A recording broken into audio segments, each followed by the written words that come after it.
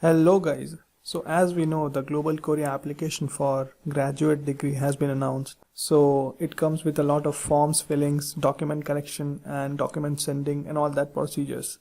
But in this video, we will be discussing about an important section of Form 1, which is about filling your marks and grades correctly. Because there has been a slight change in this particular section and I want to cover it in a separate video, so I'm making this video, and in this video we'll be talking in detail like how to fill it, and if you have certain marks converted on Scholaro or some other websites like that, then how to fill that and all other stuffs. So before wasting any time, let's start.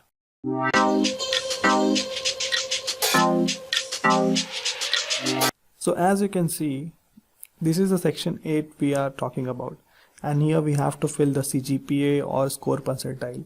But in this year they have made the score percentile as a required column. So let's say even if you are not filling CGPA, you still have to fill score percentile. So what to do in that case? We'll be coming to this point, but before diving into this particular form, let's check the guidelines first, where they have talked about the academic transcript. So as you can see, this is the section I have pasted here, and as you can see, it says that the academic transcript officially issued. So it's like the official transcript, not the one we download it from website or certain digital copy. Even if it's a digital copy, you have to get it officially approved by the university to make it kind of official transcript. And for the previous degree program, so let's say if you're applying for masters, then it should be for your bachelor's degree. Moving ahead to the further lines, as you can see, so it's an important line here where it's written that if you are converting your grades through a converting tool such as Scholaro or WAS, etc., the converted grades must be officially acknowledged by the relevant university. And in this particular document, you don't have to apostille, but yeah, the official transcripts needs to be apostilled. So here the apostillation is required, but in this particular Scholaro conversion or certain kind of conversion, you don't have to apostille, but you have to get it officially approved or acknowledged by your university. What does it mean? You have to get a particular stamp on that particular conversion that yeah, this conversion is fine.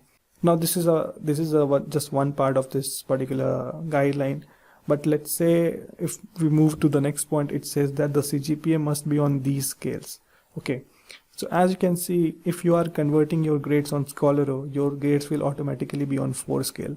But let's say by any problem or difficulty you are not able to do that, you still have the option to make your grades on 100 scale. And this is where the important things comes. I mean, if you talk about any university, they will give you some GPA, but there will be some formula or something like that to convert their grades on 100 point. Because there will be some kind of formula or some kind of calculation to convert your GPA on 100 scale or percentage. And that's what we are looking for. And moving ahead to the same instruction, if you see that if applicant grades needs to be converted, that is 1 to 5 or 7 to 100, you have to provide supporting documents. So let's say if your university is following a 10 scale system, let's say if you have 9.5 GPA or maybe you have 8 GPA, and there is a formula by your university that you have to multiply your GPA by 10 to get the percentage that is on 100 scale. So it makes it 95 or it makes it 100. So what basically it's trying to mean is that you have to give a certain document by your university stating that this kind of formula, that is CGPA into 10 is equal to the percentage what they're trying to ask from you.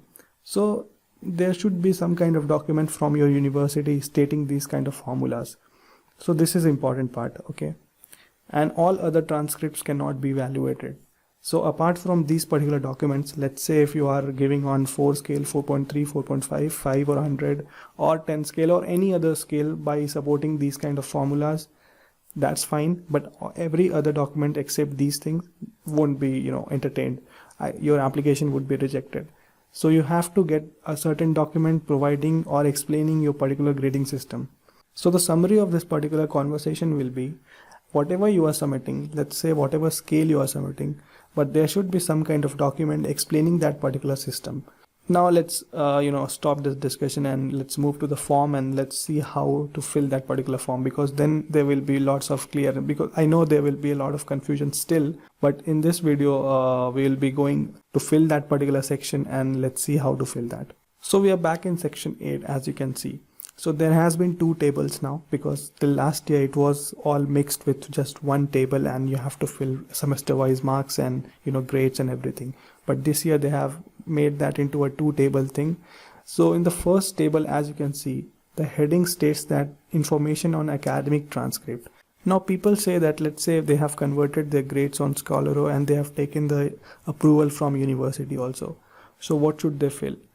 Here what I am trying to say is that you have to fill your original GPA, that is CGPA, original, and then you have to mark an arrow like this, and then you have to fill like CGPA on converted, converted. So as you can see here, it shows like this. So let's say if you have on 10 scale maybe 8 GPA, 8 out of 10, and you can mark an arrow and write it as 3.8 out of 4. So in that particular column you can fill like this. There is no problem in that. Okay, so you have to write your original GPA and your converted GPA only if the Scholaro has been approved by the university. Okay, only. So you have to focus on the only approval part. If it's not approved, then you cannot write, then you can only write this particular thing. So this is the first thing I want to tell you about. Now let's say if your university already follows these kind of grading system. Let's say if your university is following 4 scale, then there is no problem. You can directly write the scale and your current marks and out of how much you got, let's say 3.2 out of 4 or something like that. But this video is mainly focused on people who are not having these kind of scales. So we'll be discussing about that. So let's say if you don't have that particular scale and there is no Scholaro conversion for you also. Let's assume we'll be assuming several cases right now. So let's say if you have 10 scale or maybe 7 scale and you are not able to do the Scholaro conversion. So what you can do is that you can write your marks as it is. Let's say if you have 7 out of 10, you can write that as it is. And then moving ahead, you can write the percentage of how much percentage it makes. So let's say there will be some kind of document by your university, like 7 into 9.5 or maybe 7 into 10 to make it a percentage. So you have to write percentage here.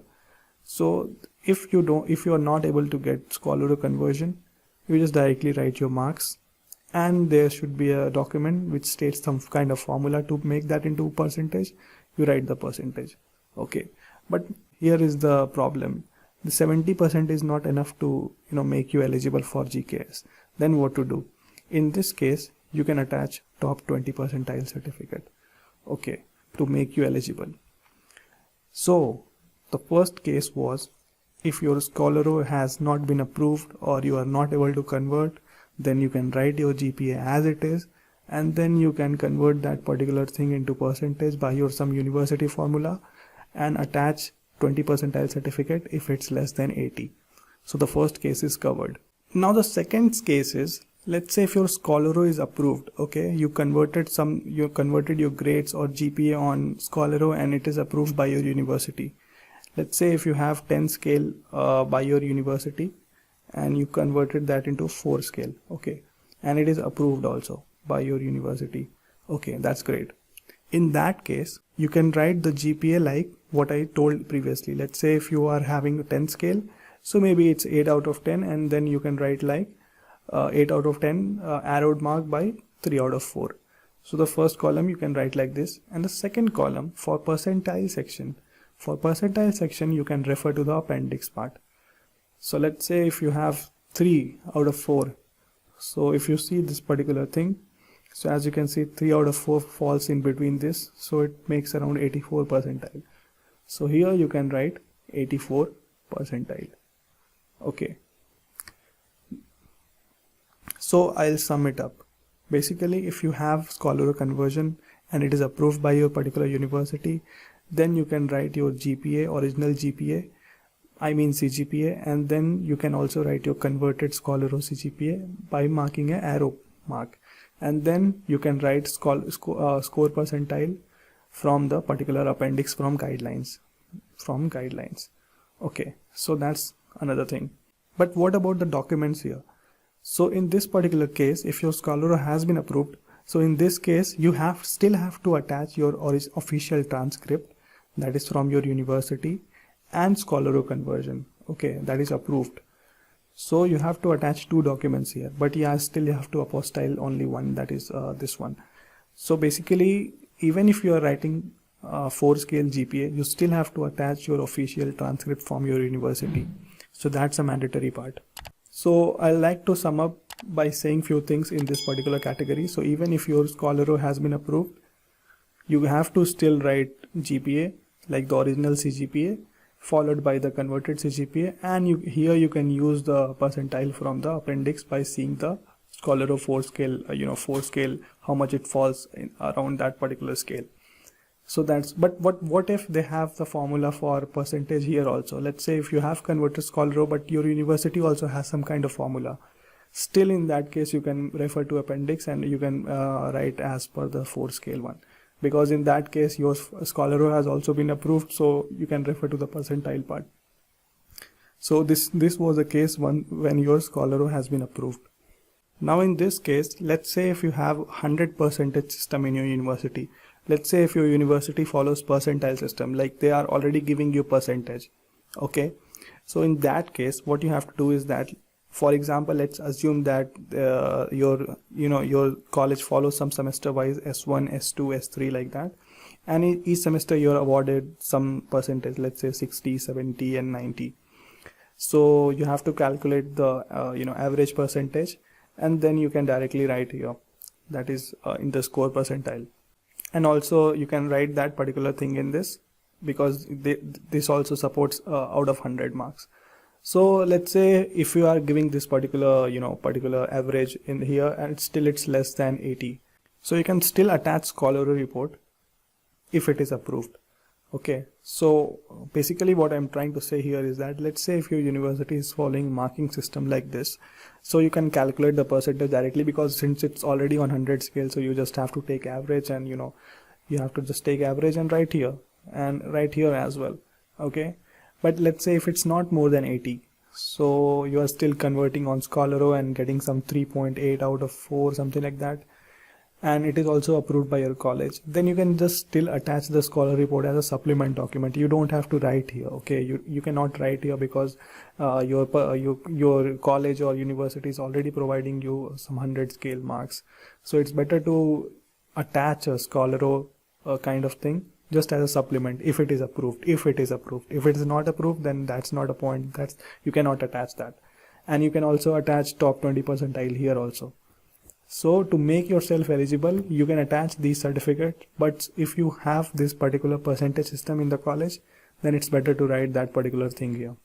Okay. So basically what I'm trying to say from the beginning is that if you are converting through Scholaro, okay, if you are converting through Scholaro and if it is approved by your university, you can only use that particular Scholaro thing for score percentile, okay, from appendix. So basically what I'm trying to say here is that if your Scholaro is approved, you can correspondingly check the score percentile. Why I'm focusing on score percentile? Because it is the required thing. We only want this particular thing right now. So even if you have Scholaro report, confirmed by your university, approved by your university, you check the score percentile from the appendix and write the score percentile. And you can still write your Scholaro GPA, but on the top of that, you have to also write your original college GPA followed by an arrow mark. So this was the conclusion for this particular thing. Now we are towards the end of the video, and in this I'll be talking about few people who are not able to convert their grades on Scholaro. Okay, so in their case, let's say if you are not able to find that particular scale or proper scale to convert your grades on Scholaro, or your university is not approving it. Let's say if you don't have Scholaro at all, still you can apply for GKS. It's not like you are not eligible. So what you have to do is that you can simply write your CGPA or percentage as it is here as per the transcript. Okay, and you can still write the percentage as per the transcript. Let's say it's 60 or not 60, maybe 76%. Okay, so you can support this particular thing, because since for GKS you should have at least 80 points on 100 scale. So if it's 76, you can still support your application by top 20 percentile certificates or documents to make it eligible. So if you're not able to do the Scholaro thing, still you are eligible for this particular scholarship by supporting these kind of documents. Now one more thing I would like to clear. Let's say if you're applying for double masters, okay, you have already done maybe bachelor's and then masters, but you're still going for master's degree, okay, new masters. So in this case, you have to fill the marks of your bachelor's in here, okay. You don't have to fill the master's marks here. So if you are going for double masters, you still have to fill your bachelor's marks in here and everywhere. So this is important part. Now since we discussed the main part, that is score percentile and CGPA, let's discuss the year-wise and semester wise marks. So if you have, let's say, converted your grades on 4 scale or whatever scale, you still have to write the grades on as per your academic transcript. So you can see here the heading itself shows that you have to write as per the academic transcript. So let's say even if you have converted your 7 GPA on 4 scale, like let's say 3.2 out of 4, still you have to write here as 7 GPA, maybe 8 GPA in second semester, like this. So here you have to write as per your academic transcript, okay. So let's say if you have a certain kind of semester 1, this is semester 2, like that, semester 3, semester 4, you don't have to edit this particular thing, but for reference I am talking about. Let's for first year you can write like this, for second year, for third year and all. And if you have yearly system, let's say if you get marks yearly basis, then you can just cut off this part and just directly write like 60 by 100, like that per year. Your first year you got like this, 70 by 100 you got in second year, like this, if you don't have semester wise marks. So this was it about how to write the marks in this particular section, and what are the cases we discussed. So this particular thing is kind of confusing also. So ultimately what I'm trying to say here is that even if you are writing your grades, you should be careful about that thing, because even if you are doing the Scholaro conversion, you still have to give your official transcript. And if you are giving Scholaro and if it's approved by the university, you can refer that Scholaro conversion for that percentile thing, okay. So for the percentile thing, you can refer the appendix, but only when the Scholaro has been approved. So this was it, and I hope I was able to clear some doubts from this particular video.